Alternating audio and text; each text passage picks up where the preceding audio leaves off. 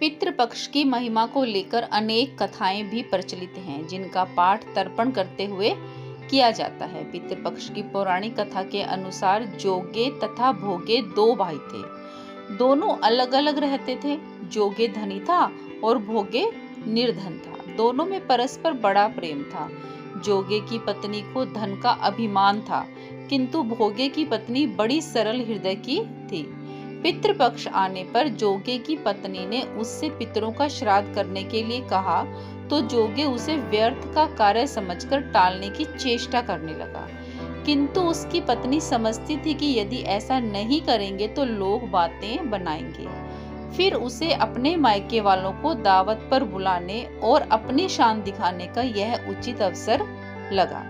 अतः वह बोली, आप शायद मेरी परेशानी की वजह से ऐसा कह रहे हैं, किंतु इसमें मुझे कोई परेशानी नहीं होगी। मैं भोगे की पत्नी को बुला लूंगी, दोनों मिलकर सारा काम कर लेंगी। फिर उसने जोगे को अपने पीहर न्योता देने के लिए भेज दिया। दूसरे दिन उसके बुलाने पर भोगे की पत्नी सुबह सवेरे आकर काम में जुट गई। उसने रसोई तैयार की, अनेक पकवान बनाए, फिर सभी काम निपटाकर अपने घर आ गई। आखिर उसे भी तो पितरों का श्राद्ध तर्पण करना था। इस अवसर पर जोगे की पत्नी ने उसे ना तो रोका और ना ही वह रुकी। शीघ्र ही दोपहर हो गई। पितृभूमि पर उतरे। जोगे भोगे के पितर पहले जोगे के यहाँ गए तो क्या देखते हैं कि उसके ससुराल वाले वहां भोजन पर जुटे हुए हैं। निराश होकर वे भोगे के यहाँ गए। वहां क्या था? मात्र पितरों के नाम पर अग्यारी दे दी गई थी। पितरों ने उसकी राख चाटी और भूखे ही नदी के तट पर जा पहुंचे। थोड़ी देर में सारे पितर इकट्ठे हो गए और अपने अपने यहाँ के श्राद्धों की बढ़ाई करने लगे। जोगे भोगे के पितरों ने भी अपनी आपबीती सुनाई। फिर वे सोचने लगे, अगर भोगे समर्थ होता तो शायद उन्हें भूखा न रहना पड़ता। मगर भोगे के घर में तो 2 जून की रोटी भी खाने को नहीं थी।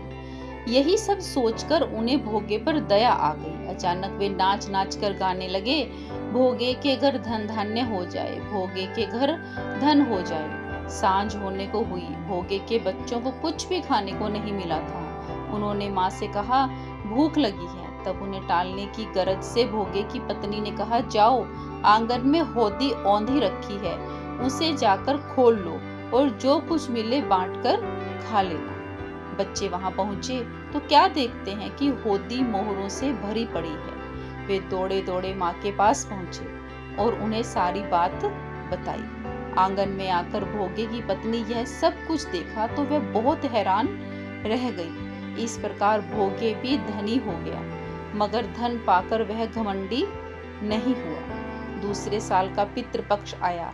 श्राद्ध के दिन भोगे की स्त्री ने 56 प्रकार के व्यंजन तैयार किए। ब्राह्मणों को बुलाकर श्राद्ध किया, भोजन कराया, दक्षिणा दी। जेठ जेठानी को सोने चांदी के बर्तनों में भोजन कराया। इससे उनके पितर बहुत प्रसन्न हुए और तृप्त भी हुए। तो दोस्तों, देखा कैसे पितरों के लिए हमें थोड़ी सी कोशिश भी अगर हम करते हैं तो वो प्रसन्न होकर कैसे हमारा घर धन धान्य से भर देते हैं। आशा है आपको ये कथा पसंद आई होगी। अगर आपको ये कथा पसंद आई है तो वीडियो को लाइक शेयर करें, चैनल को सब्सक्राइब करके बेल आइकन को दबा के ऑल पे सेट कर लें। मिलते हैं एक और वीडियो के साथ, तब तक हमेशा खुश रहें, स्वस्थ रहें। वीडियो देखने के लिए बहुत बहुत शुक्रिया।